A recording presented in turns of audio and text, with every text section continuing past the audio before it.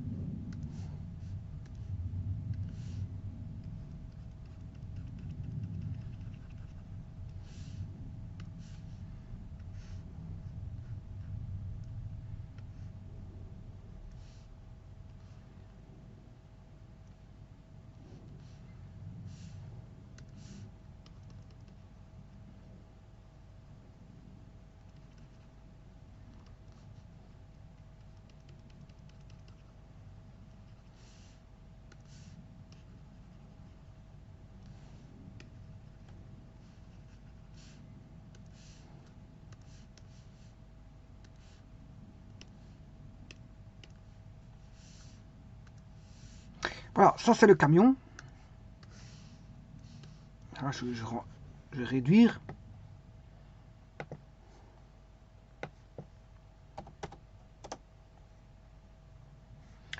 Donc, il fonce contre un obstacle fixe.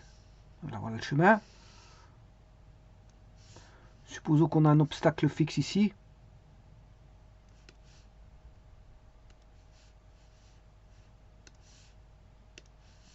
Donc, le camion arrive à une certaine vitesse.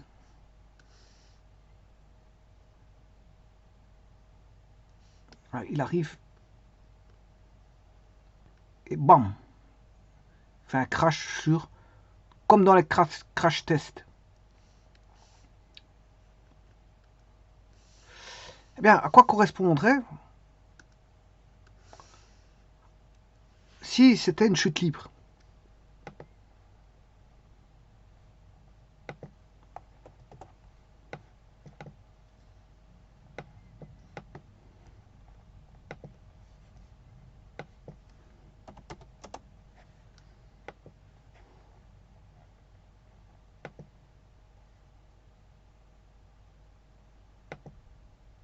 Voilà. Si c'était une chute libre, à quoi ça correspondrait? Quelle hauteur? Donc ce qu'on recherche, ça correspondrait à quelle hauteur?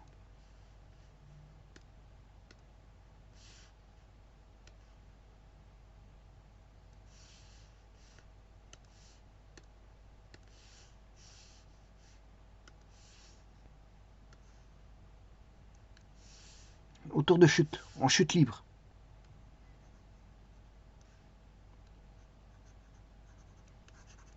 Sachant que la vitesse du camion est de 70 km/h. Voilà, ça c'est l'obstacle. Le camion. Et on a bien sûr un repère qui est fixé. Bon, tantôt le repère il est comme ceci.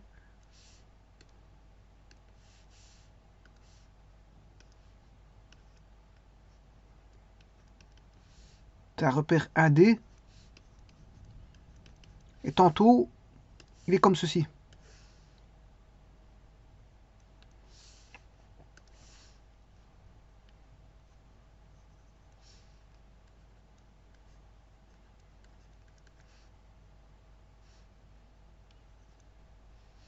Qui est toujours un repère 1D mais vertical. D'un côté on a un repère 1D horizontal et de l'autre côté on a un repère à gauche, repère 1D horizontal et à droite un repère 1D vertical. Et donc c'est bien ça le problème qui est énoncé ici. Un camion heurte un obstacle fixe à 70 km/h. Donc on a la vitesse 70 km/h. Quelle hauteur de chute obtient-on lorsqu'on compare le phénomène à une chute libre à partir d'une certaine hauteur? Et bien, on va utiliser pour ça la théorie des énergies. L'énergie cinétique est égale à l'énergie potentielle. C'est-à-dire qu'un demi m, ils auraient la même énergie au niveau cinétique d'un côté et de l'autre côté au niveau énergie potentielle.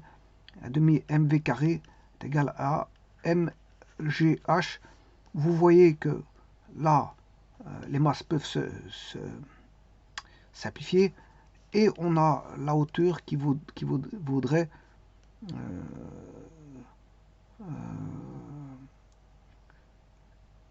v carré sur 2g. Voilà, la hauteur vaut v carré sur 2g. Eh bien, on va adapter ça pour plusieurs vitesses. Je vais le faire pour plusieurs vitesses, comme ça vous allez voir un petit peu les hauteurs de chute, à quoi ça peut correspondre. Voilà, c'est la formule à utiliser, v carré sur 2g. Je vais aller sur OpenOffice.org, mettre quelques vitesses. Alors, on va commencer par exemple 60.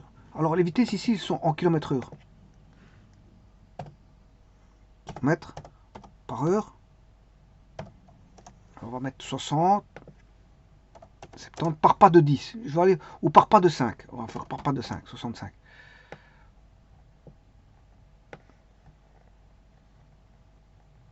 Allez, jusque. Bon, un camion ne peut pas aller.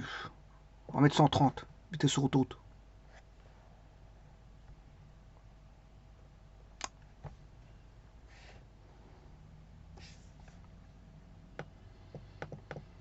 Maintenant, je vais mettre la vitesse en mètres par seconde.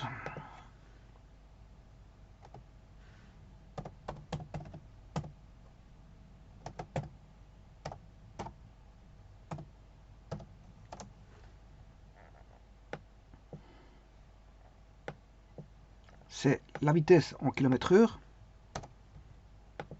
divisé par 3,6.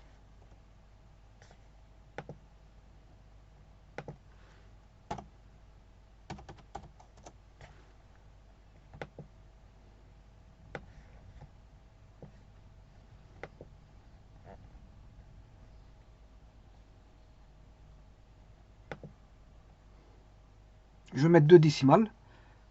Nombre de décimales 2. Voilà. Et ça, c'est la vitesse en mètres par seconde. Donc, dans l'énoncé, par exemple, c'était 70 km/h, ça correspond à une vitesse de 19,44 mètres par seconde.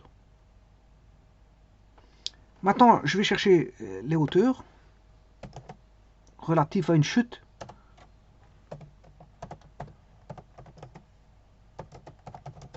Une chute libre.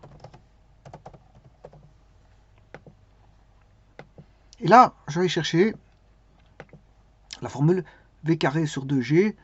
Je vais calculer avec la vitesse en mètres par seconde. Alors, bien sûr, il faut le g. Il faut le g. Le g, je prends 9,81. Donc, c'est égal à v carré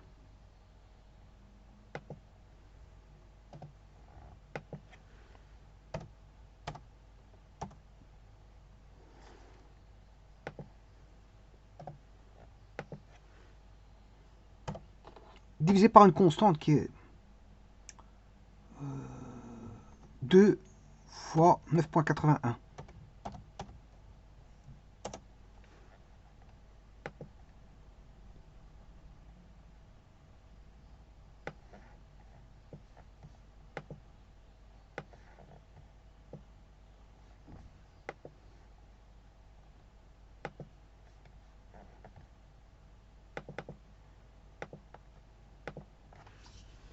Et j'ai mis à 2 décimales aussi les hauteurs.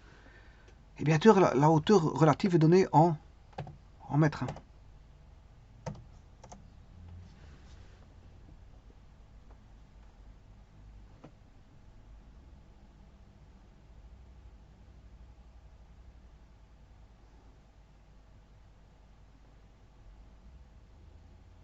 Bon, ça, je trouve ça un peu trop grossier. Ah, je vois pourquoi.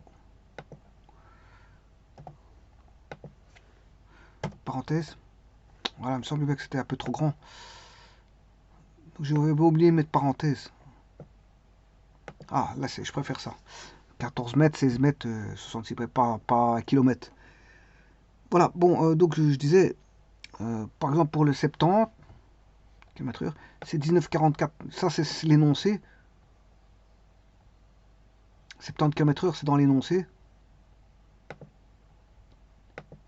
Voilà, ça fait 19,44 mètres par seconde. 70 km/h. Et donc, ça fait une hauteur de 19,27 mètres pour celui de l'énoncé. Maintenant, pour les autres, vous voyez qu'est-ce que ça donne. Et donc, à 130 km/h, ça correspond à une hauteur de 66,46. Alors, si je veux comparer, faire une comparaison, 66,46 divisé par 19,27, voilà, c'est 3 fois, hein, 3 fois la hauteur. Alors que la vitesse n'est que de 130 divisé par 70, 1,85. Hein. 1,85 fois en rapport. Alors pourquoi ça? Parce que c'est le carré de la vitesse. Hein. C'est juste pour ça. Donc 130 km/h par rapport à 70, c'est 1,86 fois la vitesse. Bon, c'est presque 2 fois. Mais en hauteur, ça fait 3 fois. Du fait du carré de la vitesse qui est pris en compte dans V carré sur 2G. De toute façon, la hauteur ne dépend que du carré de la vitesse. Parce que le 2G, c'est une constante. Le 2G, c'est une constante. Donc, quand on a un facteur de 1,86, par exemple de 130 par rapport à 70, le facteur fait 1,86 fois 70 pour avoir 130, mais ici la hauteur est démultipliée par 3. Voilà.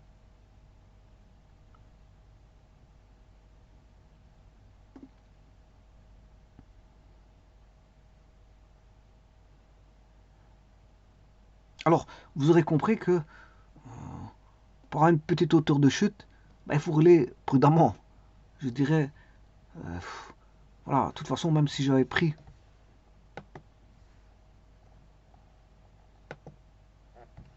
je vais prendre 50 km/h.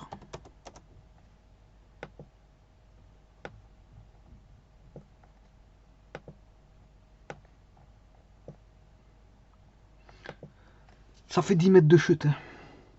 Bon, c'est pour ça que c'est déjà mieux que 14 mètres si on roule à 60 km/h. Mais disons que moins on roule vite et moins on a une hauteur relative de chute, hein, en chute libre. Maintenant, c'est vrai que 50 km/h, c'est rouler prudemment, mais c'est aussi rouler lentement. Et rouler lentement, c'est vrai que bon, étant donné les circonstances, je veux dire, voilà, économiques, hein,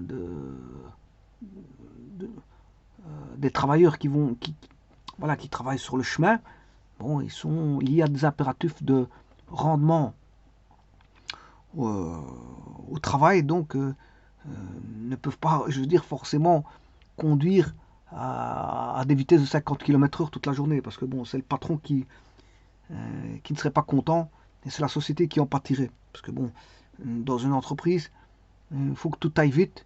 Euh, le monde de l'entreprise, ça doit tourner. C'est une mécanique qui doit tourner, et ça doit tourner vite. Bon, les commandes doivent être passées très rapidement, les livraisons doivent être faites le plus rapidement possible, les paiements doivent être faits tout doit être rapide. Et donc on imagine mal un monde économique où la vitesse serait, je veux dire, de 50 km/h pour tout le monde. Et je veux dire, il y aurait une grande prudence sur le chemin, mais on aurait une économie qui ne tournerait pas, je veux dire, selon ces desiderata, c'est-à-dire de rendement et de vitesse, hein, voilà, on va dire vitesse d'écoulement de flux à tous les niveaux. Et donc, rester sur la route à faire du 50 km/h, au niveau de la logistique, ça, ça a, je veux dire, une incidence. Donc, j'imagine que dans la journée, les camions, les voitures, et toutes les personnes qui se mettent sur la route pour voilà, effectuer des travaux, enfin, qui roulent dans un but, voilà, euh, dans un but d'une fonction logistique, mais je veux dire, ils ne peuvent pas, je veux dire, respecter les limitations de vitesse. Il va de soi que ces limitations de vitesse sont dépassées à outre mesure à différents endroits. On ne peut pas euh, prendre pour argent comptant l'honnêteté de tous les automobilistes, notamment ceux qui travaillent, de rouler, je veux dire, avec une prudence d'une vitesse lente. Parce que bon, c'est bien pour la prudence et je veux dire la, voilà, la prudence et la moindre dangerosité, voilà, du contexte. Mais le problème, c'est qu'au niveau économique, ça peut peser lourd. Puisque rouler très faiblement, on a ceux qui travaillent en logistique au niveau voilà, des routes n'ont pas beaucoup de temps pour, je veux dire, faire tout ce qu'ils doivent faire en une journée. S'ils ont un planning chargé et qu'ils doivent respecter ce planning sur les 8 heures, mais en roulant à 50 km/h, peut-être que le planning ne serait pas, je veux dire, réalisé, il serait peut-être même irréalisable. Donc il faut, je veux dire, alors bien sûr 50 c'est sur route, voire 60, route nationale. Bien sûr il y a les autoroutes. Hein. Les autoroutes c'est bon, c'est 125, 120, 125. 120, 125. Et encore, certains cars sont tenus à des vitesses de 100 km/h, voire voilà, des camions qui ne peuvent pas dépasser les 90 km/h et tralala. Bon, je veux dire, les impératifs de vitesse sont liés, je veux dire, à- à- au contexte. Contexte. Un autocar n'est pas un bus, n'est pas un gros camion, n'est pas un transport, je veux dire, transport routier exceptionnel. Voilà. Les usagers de la route sont nombreux et variés. Nombreux et variés. Voilà. Donc, euh, certains sur autoroute sont limités malgré la limitation routière, sont limités à une plus petite vitesse que la limitation routière. Parce que c'est des idées ratantes voilà, du contexte voilà, du véhicule. Si c'est un transport exceptionnel, bon, il faudra, je veux dire, aller à des vitesses, je veux dire, très très basses. Aidé par des assistants, bien sûr, qui doivent aider voilà, le guidage du camion. Guidage du camion. Ou la surveillance, plutôt la surveillance voilà, en termes d'état des lieux voilà, de l'environnement qui entoure bien sûr le transport exceptionnel. Donc vous voyez qu'ici, ce qui se passe, c'est que une vitesse de 70 km/h par rapport à 130, bien que le facteur est de 1,86, la hauteur de chute est de 3,11. Mais attends, si on veut la plus petite hauteur de chute, en correspondance bien sûr, eh bien il faut rouler prudemment et à des vitesses très lentes. Mais ce n'est pas toujours assuré, puisque parfois on prend les autoroutes, on doit suivre le mouvement, et il est interdit de rouler en dessous d'une certaine vitesse sur autoroute, je vous le rappelle. Mais il est aussi interdit de dépasser une certaine vitesse aussi. Donc rouler sur autoroute, c'est dans dire voilà, un intervalle de vitesse. On peut rouler sur autoroute au travers d'un intervalle de vitesse donné et fixé par la loi bien sûr. Parce que ce qui est code de la route, c'est législatif. Hein. C'est voilà, c'est de la législation routière. Donc c'est un cadre légal.